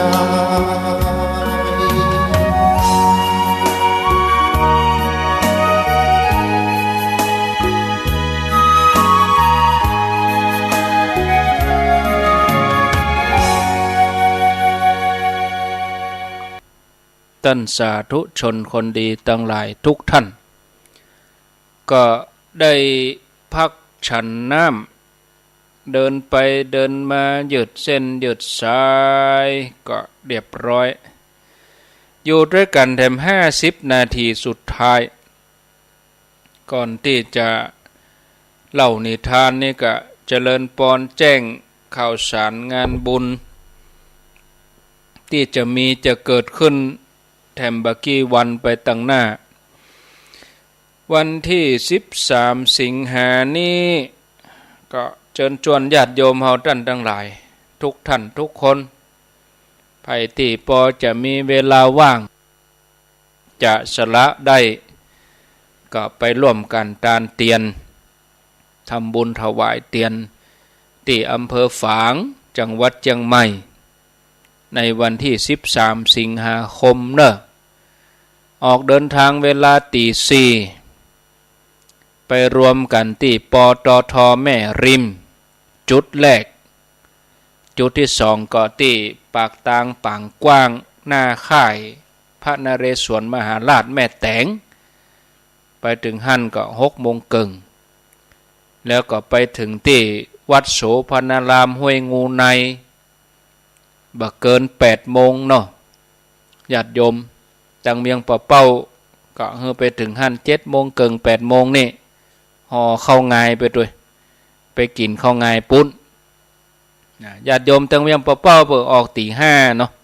5 6 7เก่งเจ้าน้อยนะอันนี้รายละเอียดก็วันนี้เกือบตลอดเกือบทั้งวันนะมีก็คนโทรมาบางทีคนเฒ่าเปิ้นฟังรายการแล้วก็เปิ้นบ่จำนะ ก็เฮือโชเฟอร์เฮือคนขับรถโทรมาว่าโทรมาว่าอันเพื่อจะไปตานวันใดก็ว่านั่นนี่นะโอ้ก็อู้กันมาได้หลายวันก็อันคนเฒ่าบอกนะคนเฒ่าจะเหมารถผมไปแล้วก็ถามว่าเปิ้นได้ไปตานไหนแม่ก็บอกฮู้นะก็ไปด้วยเปิ้นน่ะได้งี้เปิ้นอู้ในวิทยุนั่นเนี่ยเขาจะไปก็ต้องจำรายละเอียดดีๆไปที่ไหนอย่างใดก็รายละเอียดที่นักไปก่อนนี้ก็อาตมาจะแจ้งในเมื่อเจ้าวันพุธเนาะ5:30น.มาฟังนิทาน2เรื่องนี้ก่อนที่จะเปิดสายถ้าดันเปิดสายก็เปิดถ้ามาดันเปิดสายก็แปลว่าลวดลาไปเลยนิทานเรื่องแรกนางปฐุมวดีในกาลละครั้งหนึ่งที่นครรัตนขันธ์อุดมสมบูรณ์ไปด้วยพืชพันธุ์ธัญญาหารมีแม่หญิงสาวคนหนึ่งแม่หญิงสาวคนนี้เธอเป็นคนที่มีจิตใจอบอ้อมอารีเป็นคนที่ชอบทำบุญให้ทานแล้วตัวเธอเองก็ดำรงชีวิตอย่างพอเพียงบ่ชอบในการแข่งแย่งชิงดีชิงเด่นกับไผแล้วก็เธอเองก็ต่อสู้ชีวิตบ่หวาดหวั่นต่อความทุกข์ต่อความลำบากวันหนึ่งเธอกำลังเดินไปเถียงนาในระหว่างทางที่เดินนั่นก็ได้หันดอกปทุมหรือว่าดอกบัวที่ในสระน้ำดอกปทุมดอกบัวนี่ก็กำลังบานยามเจ้าเธอก็ลงไปเก็บดอกบัวแล้วก็เก็บเอาใบบัวมาด้วยเพื่อจะเอาไปใส่เข้าตอกเมื่อมาถึงเถียงนาก็ได้เลือกเด็ดเอารวงข้าวที่แก่แล้วก็เอาไปคั่วเป็นข้าวตอกเอาไปคั่วที่เถียงนาขณะนั้นนะพระปัจเจกพุทธเจ้าเปิ้นมาพอดีออกจากนิโรธสมาบัติพระปัจเจกพุทธเจ้าเปิ้นก็มายืนใกล้ๆที่เถียงนาคำว่าเถียงนาก็คือสันตรงสันนานะครับเนาะแม่หญิงสาวคนนี้ก็พอไปหันใส่พระปัจเจกพุทธเจ้าก็เกิดความเลื่อมใสในการสงบสำรวมของพระปัจเจกพุทธเจ้าก็เลยได้เอาใบบัวที่ห่อเข้าตอกคั่วใหม่ๆอุ่นๆกลิ่นหอมเอาไปใส่บาตรแล้วก็เอาดอกบัวใส่ตัวหญิงสาวคนนี้กึดในใจว่าปกติแล้วพระเปิ้นบิณฑบาตเปิ้นบ่ต้องการดอกบัวเฮาไปฮับเอาดอกบัวมาประดับดีกว่ากึดได้อย่างอันเมื่อพระปัจเจกพุทธเจ้าเปิ้นเดินไปสักน้อยแม่หญิงคนนี้ก็เดินโดยแล้วก็บอกว่าขอฮับดอกบัวคืนแล้วเธอก็กลับกึดแถมไม่ว่าถ้าท่านบ่ต้องการท่านก็คงจะปฏิเสธบ่ฮับแต่แรกแต่อันนี้ท่านฮับท่านคงต้องการดอกบัวนี้แน่ๆเมื่อกึดได้อย่างอันแล้วก็ได้เอาดอกบัวไปถวายพระปัจเจกพุทธเจ้าแถมแล้วก็ขอให้ท่านยกโทษว่าที่ขอคืนตะกี้พระปัจเจกพุทธเจ้าเปิดก็ยกโทษฮือแล้วก็ได้เหาะขึ้นไปที่เขาคันธมาศตัวพระปัจเจกพุทธเจ้าท่านก็วางดอกบัวไว้ในที่บันไดเพื่อเป็นเครื่องเช็ดเท้าของพระปัจเจกพุทธเจ้าทั้งหลายหญิงสาวคนนี้เมื่อตายจากโลกนี้ไปก็ไปเกิดบนเทวโลกปุ่นแล้วก็มีดอกบัวนี่พุทธขึ้นมารองรับร่างของเธอทุกอย่างก้าวย่ำไปที่ไหนก็มีดอกบัวพุทธขึ้นมา ผลของการต้านดอกบัวเมื่อจุติตายจากเทวโลกตัวเธอก็มาเกิดในดอกบัวใหญ่ที่สะไกเชิงเขาซึ่งเป็นที่บำเพ็ญเพียรของฤาษีตัวหนึ่งในเจ้าวันหนึ่งฤาษีลงไปอาบน้ำส่งน้ำตีสะแต่เจ้าเลยก็ได้หันใส่ดอกบัวเกิดความสงสัยขึ้นมาว่าดอกบัวดอกอื่นๆนี่เปิ้นบานกันหมดเป็นจะได้ดอกบัวดอกนี้อย่างมาตูมอยู่บานแล้วก็มีขนาดใหญ่เกินกว่าดอกบัวอื่น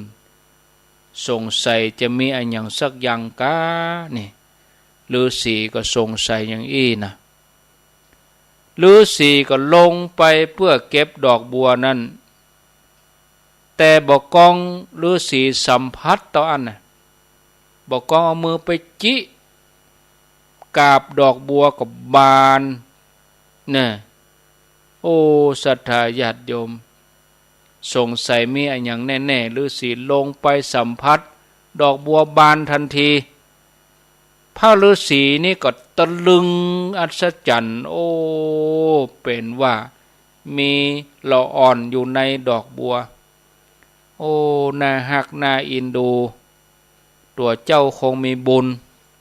เลยมาเกิดในดอกบัวนี้ฤาษีก็ฮักละอ่อนน้อยนี่เหมือนลูกเอาไปเลี้ยงที่อาสมจัดที่นอนจัดห้องด้วยบุญของเด็กน้อยนี่นะก็ได้ดื่มได้กินน้ำนมที่เกิดจากนิ้วมือของพระฤาษีวันใดที่ห้องจะกินนมพระฤาษีก็เอานิ้วจี้นะน้ำนมก็ยดออกจากนิ้วนะ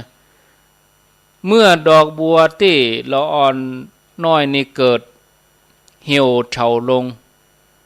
ฤาษีก็เอาดอกใหม่มาเปลี่ยนนอนในดอกบัวลูกตั้งแต่เวลาที่ละอ่อนนี่อยู่ก็ใหญ่ขึ้นก็สามารถเตี้ยวได้ดอกบัวก็พุทธรองรับทุกอย่างก้าวทุกก้าวที่เธอเดินไปฉะนั้นฤาษีก็ตั้งชื่อเด็กหญิงคนนี้ว่าปฐุมวดีเมื่อปฐุมวดีโตขึ้นใหญ่ขึ้นเป็นสาวมีผิวพรรณพุทธผ่องแม่บ่เหมือนทองบ่เหมือนเทวดาแต่ก็ผ่องใสกว่ามนุษย์ทั่วไปวันหนึ่งในพรานเข้าป่าล่าสัตว์ตัวตามรอยเท้าสัตว์ไปเรื่อยๆจนกระทั่งในพรานนี่เข้าไปในเขตอาสมของฤาษีไปหันใส่แม่หญิงสาวอันเป็นลูกของฤาษีนายพรานคนนี้ก็ตะลึงในความงามของนางปฐุมวดีนายพรานก็โอ้เธอสวยปานเทพธิดาเกิดมาบ่เคยปะเคยหันคนงามอย่างอี้มาก่อนเอาละเฮาควรจะไปกราบทูลพระราชาเมื่อคิดได้อย่างนั้นแล้วนายพรานก็มุ่งหน้าเข้าไปในเมืองกราบทูลพระราชาว่าได้ไปพบแม่หญิงสาวงามอยู่ในป่าเป็นลูกสาวพระฤาษีที่ว่าปฐุมวดีพระราชาได้ฟังก็ถ้าเป็นอย่างนั้นก็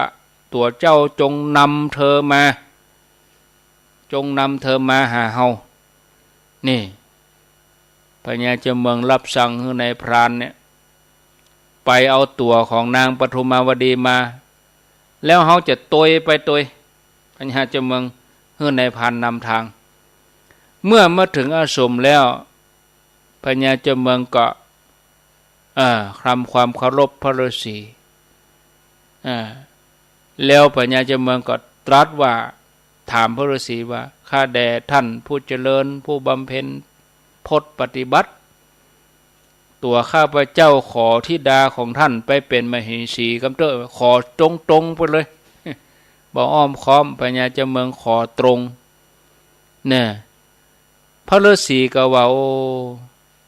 นับว่าเป็นบุญบารมีของพระองค์แล้วเนี่ยนางปฐุมาวดีนี่สมควรแก่มหาบพิตรเต่าอันอีหลอจากนั้นพญาเจ้าเมืองก็นำนางปฐุมาวดีกลับเข้าพระนครแล้วก็อภิเษกเป็นมเหสีตั้งแต่นั้นเป็นต้นมาพระองค์ก็บ่เหลียวแลนางอื่นถึงสองพระองค์ก็ได้ใจชีวิตคู่จนหมดอายุไขเรื่องนี้จบลงไปก็ได้ข้อคิดว่าการทำบุญให้ทานเป็นเรื่องดีมีผลเนอะคนที่ทำบุญบ่ควรดูถูกหมิ่นของทานตัวเก่าว่าน้อยหรือว่าของด้อยของน้อยบ่มีราคานี่บ่ควรไปดูถูกดูหมิ่นเมื่อเฮาเกิดความศรัทธาเมื่อเฮามีใจเลื่อมใสแล้วนี่ก็ควรจะเมื่อแล้วก็ใจเบิกบานถึงของที่นั่นก็เป็นของที่ได้มาด้วยความสุจริตผลที่ได้รับก็จะยังกำนางปฐุมาวดีนี้ต่อไปก็ธิดาเข้าตอกคงจะพอดีกับเวลาธิดาเข้าตอกนี่เป็นอย่างไรณหมู่บ้านแห่งหนึ่งที่กรุงราชคฤห์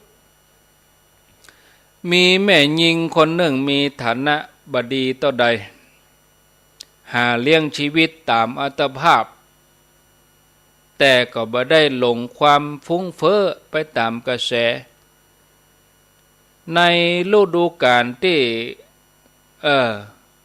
เข้ากล้ากำลังจะเก็บเกี่ยวเธอก็ได้อาศัยอาชีพในการรับจ้างเฝ้าไร่เฝ้าสวนเฝ้าข้าวสาลีแล้วก็อาศัยข้าวตอกเนี่ยในการเลี้ยงชีวิตไปวันๆในที่บ่ไกลจากกรุงราชคฤห์ใดก็มีถ้ำแห่งหนึ่งชื่อว่าถ้ำปิพริคูหาอันเป็นถ้ำที่พระอรหันต์เจ้าเปิ้นอยู่ก็คือท่านมหากัสสปะเปิ้นอยู่ในการเข้านิโรธเป็นเวลา7 วันเมื่อออกนิโรธสมาบัติแล้วท่านพระมหากัสสปะเปิ้นก็จะตรวจพอว่าจะไปบิณฑบาตที่ไหนจะไปโพธิภัยก็หันใส่แม่หญิงคนนี้พระมหากัสสปะก็เลยถือบาตรไปยืนที่นั่นในขณะนั้นแม่หญิงคนนี้ก็กำลังคั่วข้าวตอกใหม่ๆอุ่นๆฮ้อนๆไปหันใส่พระเถระยืนอยู่ก็เกิดความเลื่อมใสโอ้เป็นบุญของเฮาแต่น้อเมินไหนเฮาจะได้ทานได้ทำบุญเฮ็ดเตื้อเพราะบางครั้งนี่เฮามีความเลื่อมใสแต่บ่มีพระมาโปรดบางครั้งบางเตื้อมีความเลื่อมใสมีพระมาโปรดก็ซ้ำบ่มีของอะไรอย่างตานเนี่ยบางทีมีของจะตานกับพระบ่มีบางทีมีพระบ่มีของเนี่ยมันบ่พร้อมแต่ว่าวันนี้พร้อมเลยตัวเฮาเองก็มีใจพร้อมมีของตานตัวแล้วก็มีพระมาตัวแล้วแม่หญิงคนนั้นก็ถือเอาภาชนะเข้าตอกเอาไปใส่ในบาตรของพระมหาเถระแล้วก็ตั้งความปรารถนาว่าสาธุสาธุขอให้ข้าเจ้าได้มีส่วนในธรรมที่ท่านได้หันได้หูกำเตอะพระมหากัสสปะก็ว่าโอ้ขอให้สมกรรมปรารถนาเด้อหลังจากที่ถวายข้าวตอกแล้วแม่หญิงคนนั้นก็นึกถึงทานที่ตัวเองทำก็ทำให้รื่นเริงบันเทิงใจม่วนอกม่วนใจเดินไปตัวห้องเพลงไปตัวเนี่ยในระหว่างทางที่เธอเดินไปเนี่ยงูปิดตัวหนึ่งเลื้อยมาจากที่โพรงงูนี่มันมาหิ่งแดดอุ่นตัวเธอบัดนั้นได้สังเกตไปย่ำใส่งูตกใจก็แหว้งชกกัดเธอปิดแล่นเข้าไปในกระแสเลือดเข้าไปหัวใจตายที่หั่นเลยเมื่อตายก็ไปเกิดบนสวรรค์นะญาติโยมนี่ไปเกิดบนสวรรค์โดยอนุภาพของบุญเ เฮามาเกิดที่นี่ได้อย่างใดนี่หรอแต่กี้นี่เฮากำลังใส่บาตรอยู่แท้ๆนางเทพธิดาองค์ใหม่เนี่ยเกิดขึ้นมาดุจดังลับแล้วตื่นไปกับปบติปยสมบัติพิจารณาไปก็รู้ว่าที่เฮามาที่นี่ได้เนี่ยก็เพราะว่าเฮาได้ตานเข้าตอกกับหลวงพ่อมหากัสสปะที่เปิ้นออกนิโรธสมาบัติเฮาทำบุญเพียงเล็กน้อยได้สมบัติมากมายขนาดนี้เฮาควรจะทำยิ่งขึ้นไปเพื่อจะได้ไปอยู่สวรรค์นี่เมินเมื่อเกิดอย่างนั้นแล้วตกมาเจ้าวันหนึ่งนางเทพธิดานี่ก็ลงมากวาดลานที่อยู่ของพระเถระทำความสะอาดจัดน้ำร้อนน้ำชาน้ำล้างเท้าเนี่ยแล้วก็กลับขึ้นไปบนสวรรค์เนี่ยญาติโยมโอ้พระมหากัสสปะก็ว่าอันนี้ถ้าจะเป็นพระเป็นเนนก็มากวดมาเพียวมาจัดเตรียมน้ำไว้นี่พระมหากัสสปะเกิดใจอีเนี่ยทีนี้พระเถระเปิ้นก็เดินไปตามรอบที่พักได้รับการทำความสะอาดกวาดอย่างสะอาดแล้วก็เกียมน้ำไว้พร้อมเนี่ยทีนี้ก็เกิดว่าถ้าจะเป็นพระเป็นเนนในวันที่สองนางเทพธิดานี่ก็ทำอย่างอันแถมนะในวันที่สามพระเถระจะมีพระเนนตนไหนมาทำได้ยินเสียงสลาดกวาดสัตว์ได้ยินเสียงคนกวาดเปิดประตูมาพอหันใจเป็นนางเทพธิดาพระมหากัสสปะก็กล่าวว่านางเทพธิดาเนี่ยเธออย่าทำให้อาตมาถูกพระรูปอื่นในอนาคตนั่งจับพัดแล้วก็เทศว่าเล่ากันมาว่าในครั้งพุทธกาลเทพธิดาองค์หนึ่งได้มากวดบริเวณที่อยู่แล้วก็ตั้งน้ำฉันน้ำใจให้พระมหากัสสปะอย่าให้เขาได้กล่าวอย่างอี้ในภายหลังเนอะนางเทพธิดาเธอจงไปจากที่นี่เสียเถิดตั้งแต่นี้เป็นต้นไปเธออย่าได้มาที่นี่นางเทพธิดานี่ก็รับว่าเจ้าข้าอีหรอท่านอย่าได้กังวลไปเลยขอให้ท่านได้โปรดให้โอกาสตัวข้าเจ้านี่นะได้ทำสมบัติอันมั่นคงกำเตอะว่าแล้วก็อ้อนวอนพระเถระก็ว่านางเทพธิดาตัวเธอบ่ฮู้จักประมาณเลยไปเหียเตอะเนี่ยพระเถระว่าแล้วตบมือเพียงครั้งเดียวเนี่ยญาติโยมกล่าวย้ำนางเทพธิดาเมื่อถูกพระเถระกล่าวอย่างนั้นบ่ฮื้ออยู่ก็เลยยืนร้องไห้ในอากาศพระพุทธเจ้าทรงทราบเรื่องราวด้วยญาณพระองค์ก็แสดงธรรมให้นางเทพธิดาฟังเมื่อนางเทพธิดาฟังเทศเสร็จแล้วก็บรรลุโสดาบันญาติโยมจบลงไปเวลาพอดีเรื่องที่เล่าเรื่องธิดาเข้าตรอกนี้ก็ได้ข้อคิดที่ว่าบุญเป็นพาหนะที่จะนำปาสรรพสัตว์ทั้งหลายไปสู่ปรโลกไปนะบุญตรงอันจะตัวปกครองรักษาบ่ให้ตกในอบายคนเฮานั้นนี่ถ้าหากบ่ฮู้จักประมาณย่อมจะทำให้คนอื่นได้รับความเดือดร้อนเสื่อมเสียฉะนั้นการจะทำอะไรอย่างก็ตามต้องรู้จักความพอดีต้องรู้จักความพอประมาณถ้าบ่รู้จักพอดีบ่รู้จักประมาณก็จะอันตรายเดือดร้อนนะพอแล้วบ่ใครรับแล้วก็อันนี้ถามตัวเก่าก็ถามญาติโยมด้วยนะญาติโยมทั้งหลายก็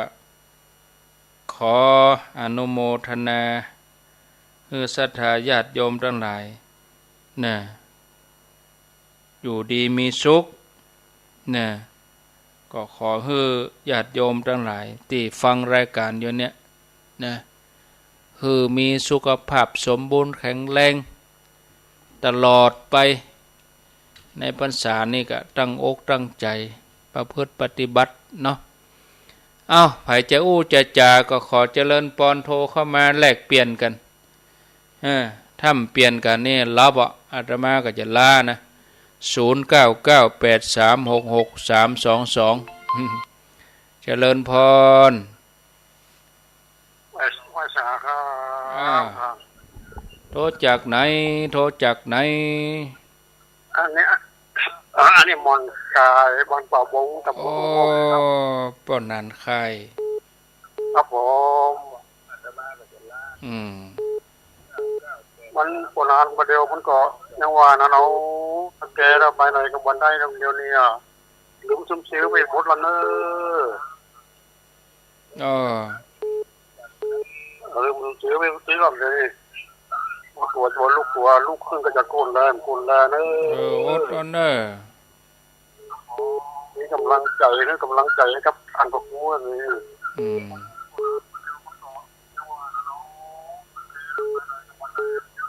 ฟังชัดดีเนาะป้อนนั้นมันตกแกนักแกเราเข้าแล้วนี่ลูกคือยันไหวยันเยอะบนยันแปร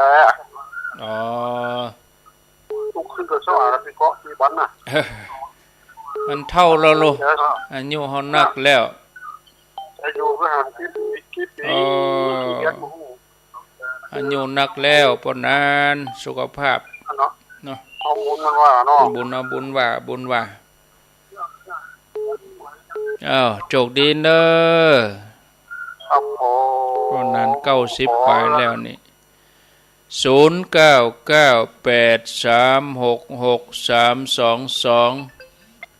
เจริญพรเจ้าโซเฟียเจ้า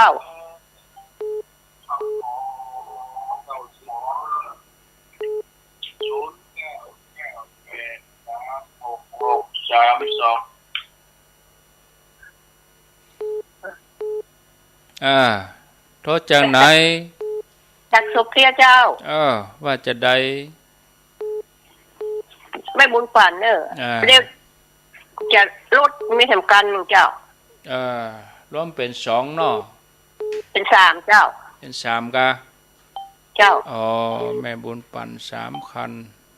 3คันเนาะเจ้ามันยิ่งจะถ้าแห่งกันมันรับไปเลยเจ้ารับไปสิ้นสุดวันที่10สิงหาปุ่นเจ้าโมทนา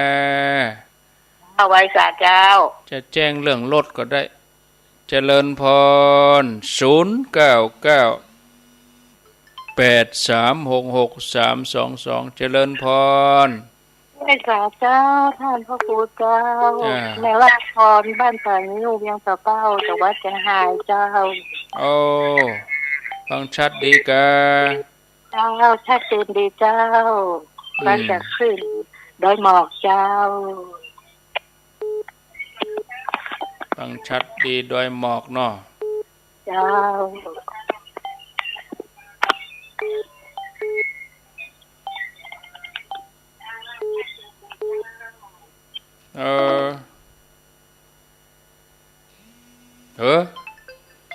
บัดสุด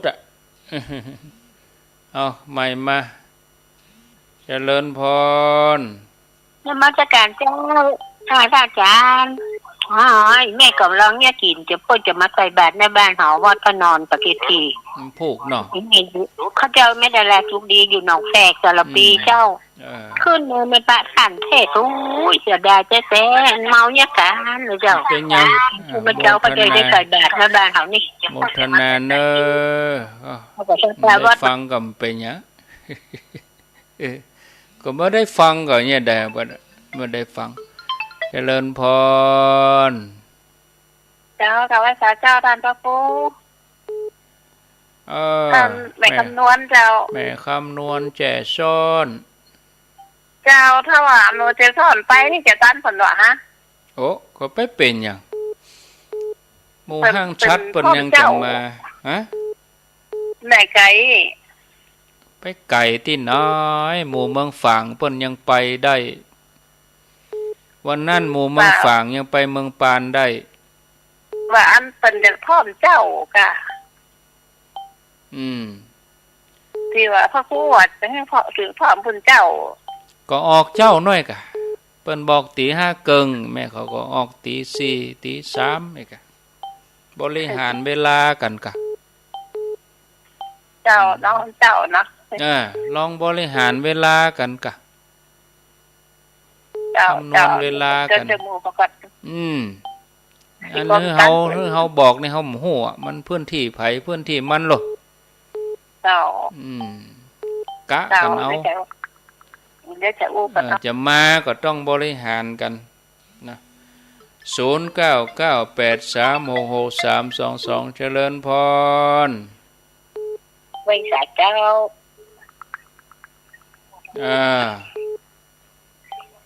มันแหลงนี่ไหนเจ้ามันแหลงกี่ดาเลยเด้ออนุโมทนาด้วยเด้อไปทำบุญเนี่ยอยู่ไกลอยู่ที่ไหนก็อำเภออย่างก็มันแหลงสีปีดาลำปางไงบอกครบกะอำเภอเมียงลำปางอันกะ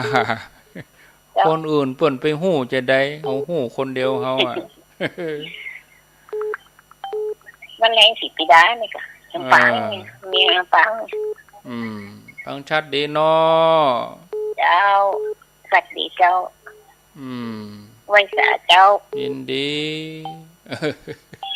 เจริญพรเด้อเจ้าไว้สาเจ้าทันแม่บัวลมกะเจ้าฟังชัดดีเนาะเจ้าปีนี้ได้ไปลมแฮมหมอมันตามปีแต่ไปปฏิบัติธรรมเจ้าไปเป็นยัง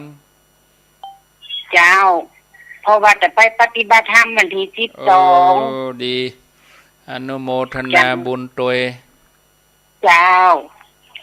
เดี๋ยวไว้โอกาสหน้าได้ไปเนาะมีอยู่แจ้งงานเดียวงานอื่นก็มีหรอใจแล้วเจ้าเจ้าไปงานตักบาตรตักบาตรก็เข้ากรรมก็อย่าเนาะเอาฟังตลอดเนื้อเจ้า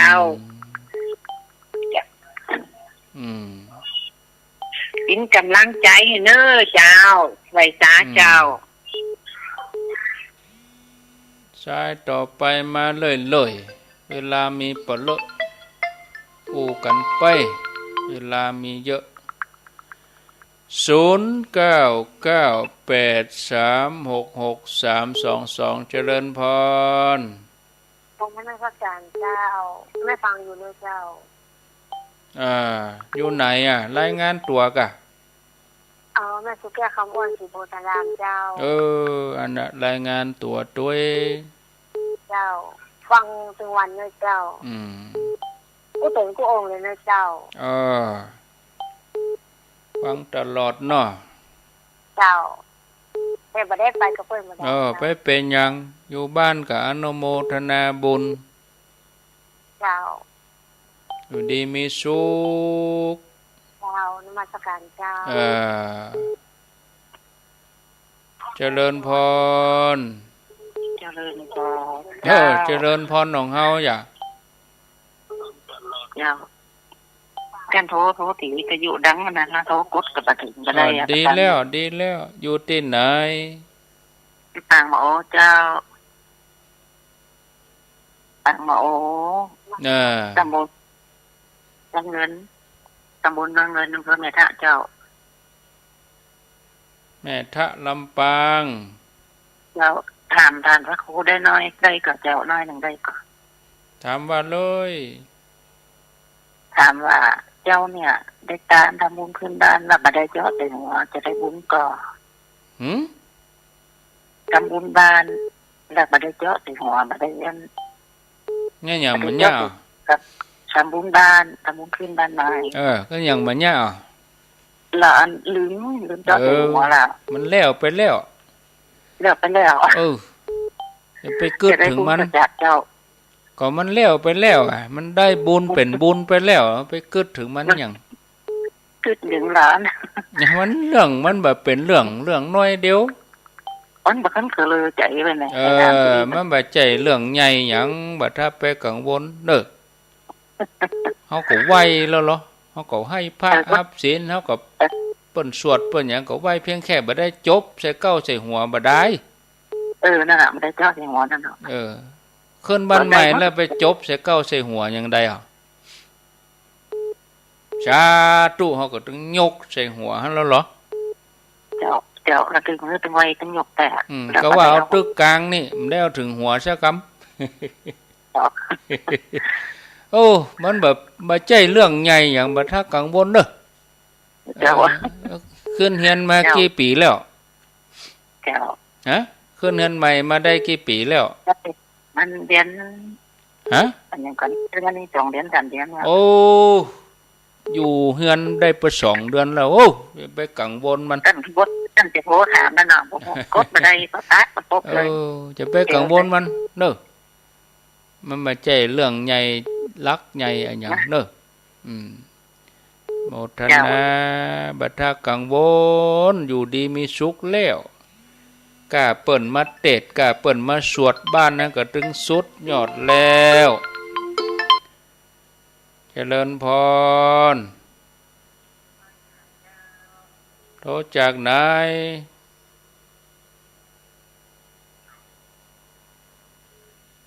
จากไหน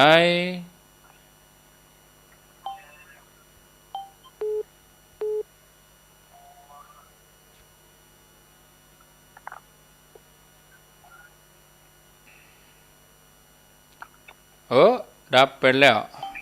ไหนล่ะอยากจำต้องเจอท่านพระครู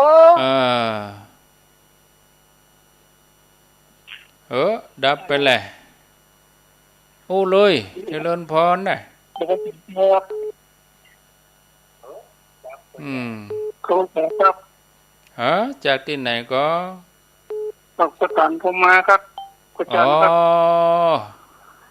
เหมือนไม่ตัวนะชัดเจนนี่ครับชัดเจนดีเนาะ94ชัดเจนดีโอ้ดีแล้ว94แม่ขาจานครับผมตกลงกันเฮาตกแหละตั้งเพอ้อยตั้งวันเลยโอ้ม่วนจุ่มเย็นดีครับผมเปิงกับกลางภาษาดีเนาะครับผมอยู่ดีมีสุขเด้อปะตันฮะ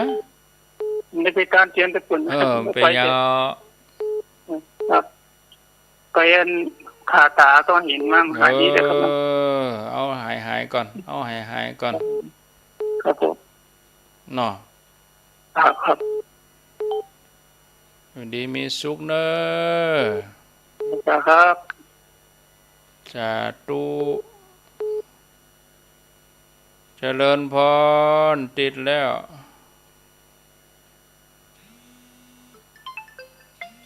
เจริญพรครับนมัสการครับโทษจากไหนจากเป้าเลยครับชัดเจนดีครับท่านครูใส่แน่นนะครับเนาะฮะใส่แน่นครับโอ้ก็คนหลายนะกะ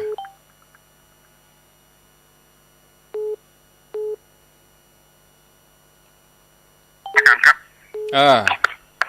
เจริญพรติดแล้วเนอะสัพพสาท่านพระครูเจ้าอันนี้แม่สุขุนจัตุราบ้านหนองลุดไปแล้วแม่เจ้าไว้ถาเจ้าท่านพ่อครูแม่บัวลอยบ้านสุกก้อตำบลตะก้ออำเภอแม่สวยชัดเจนดีในเจ้าฟังตลอดเจ้าดีมีสุขเจ้าตาเจริญพรเจ้าโอ้รถจากไหนฮะบักกันปัจจุบันเนาะมันโทรปัจจุบันเนาะโทษจากไหนแม่โทษจากไหนแทนพ่อครูเจ้าแล้วก็แม่นกันแม่นนัก โอ้ก็แม่นนะกะ จ้า โทษจากไหนอ่ะ อันที่จันทองเจ้าอยู่มาใจ อำเภอแม่ใจอำเภอแม่ใจ จังหวัดพะเยาว่าฝนตกพระเจ้าก็อ้อยนะบ้านไปตกบ่ค่อยบ่ได้ยินทีเนาะบ่ค่อยทราบเนาะโมทนาเนอเจ้าอ้าวละ0998366322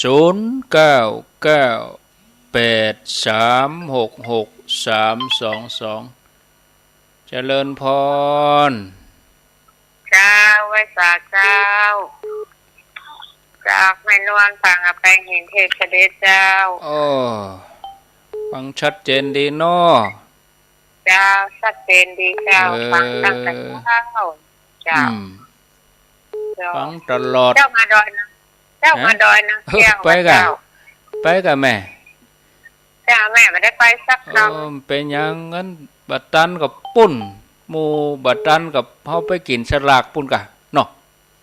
เจ้าปล่อยไปปุ้นเนาะกินฉลากแหมเดือนเจ้าปล่อยกินฉลากแต่ตอนเขาไปละลายเจ้าจะล้างใจให้เด้อเจ้า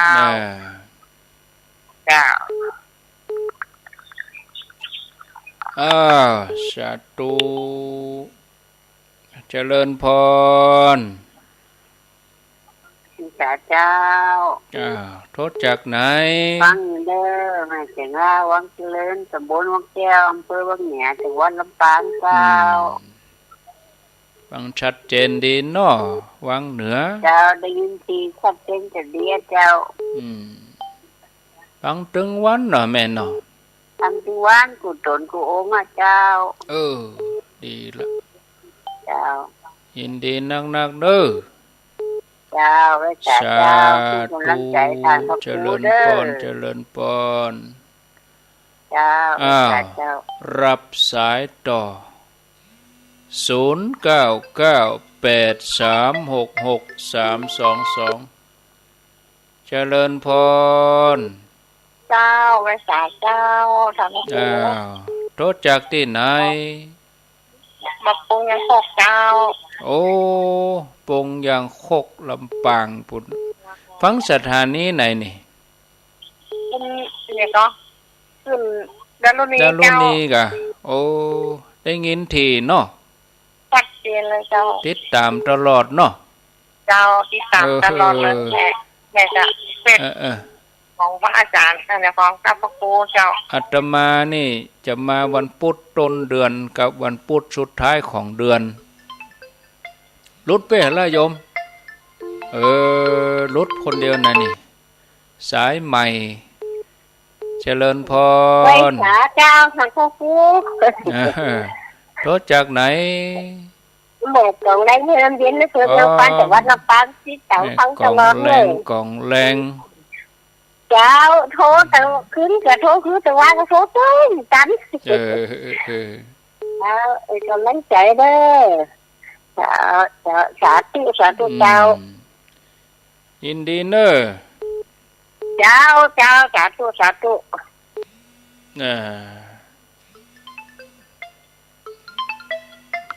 เจริญพรเจ้าโทษจากไหนโทษจากบ้านตะเม็ดตำบลปะกิ่งอำเภอเวียงกระเป๋าเจ้าฟังชัดเจนดีกะเจ้าฟังชัดเจนดีเจ้าเก็บเอาไว้จำเตือนแล้วก็ฟังทุกวันเลยชัดเจนดีเนาะเจ้าโมทนาบุญด้วยเจ้าอยู่ดีมีสุขเอาละเจริญพรกราบนมัสการเจ้าท่านพระครู โทษจากไหนจากจัง งหวัดน่านเจ้า โอ้เมืองน่าน4 วันนะเจ้าอำเภอหยังอ่ะแม่ฝนตก4 วันนะจังหวัดน่านแม่อยู่จังหวัดน่านเจ้าอำเภอหยังอ่ะจังหวัดน่านจังหวัดน่านอำเภอเมืองเจ้าตำบลโนนไทยอำเภอเมืองเจ้าแม่ได้ยินเรื่องการแม่ก็อยู่ไกลเนาะอยากให้ไปแม่จะใจส่งไปเจ้าเป็นยังส่งใจมาเอา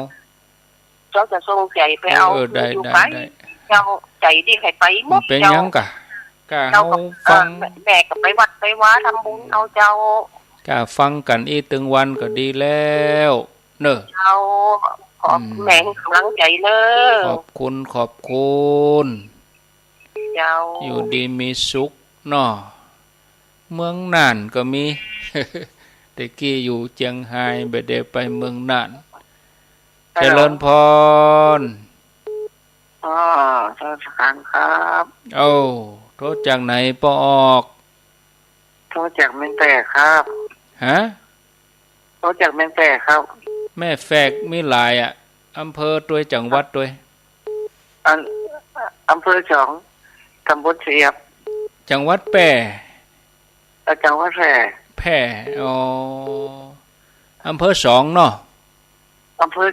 2ฟังชัดดีก่อนนี่จังหวัดแพร่แล้วก็ตำบลเสียบฟังชัดเจนดีก่อนวันนนแก้วเมืองแป่ครับฟังชัดดีก่อทั้งชัดจัดดีฟังตลอดเขาเลยมาวันนี้จับพอดีได้วันนี้น่าบุญโฟังแล้วเป็นได้พ่องจะรับแล้วก็มันจะรับจะนอนต้องฟังทุกวันอยู่เป็นกู้เนาะดีแล้วกะบ่มีละเมียก็ตายละครับอยู่กับธรรมะเนอะครับอายุต่อใดอายุ7 ปีครับอยู่กับวัดกับวาอยู่กับธรรมะนี่สบายใจเนอะภาษานี่บ่ได้ไปวัดวันนั้นบ่ได้ไปวัดกรรมหยังตารถไปล้มหมดนิดเข้าเข็มแบบพลังหายละก้อยชดเชยศีลหน้าเนอะครับชดเชยศีลหน้าหายดีก้อยไปชดเชยศีลหน้าก็ได้อยู่กับสบายแต่จะไปกุศิน้อยนะสบายก้อยไปทุกปีทุกศีลครับอันนี้มันสุดวิสัยลูกเนาะครับให้สุดวิสัยหรือไปหาหมอเอาตัวเองไว้ก่อนนี่เนาะครับนั่นกันอยู่ดีมีสุขเนอะครับแล้วเจ้าหลวงพ่อเป็นประกันเขาเลยขอบคุณเมืองแป่เจริญพร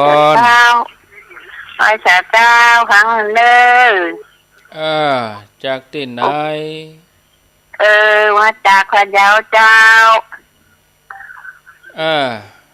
ได้ทางแค่วันทุกโจรทุกองค์เจ้าบ่ได้รับบ่ได้นอนเป็นเดือนเด้อขอบคุณเจ้าสวัสดีเจ้าสวัสดีกะเจ้า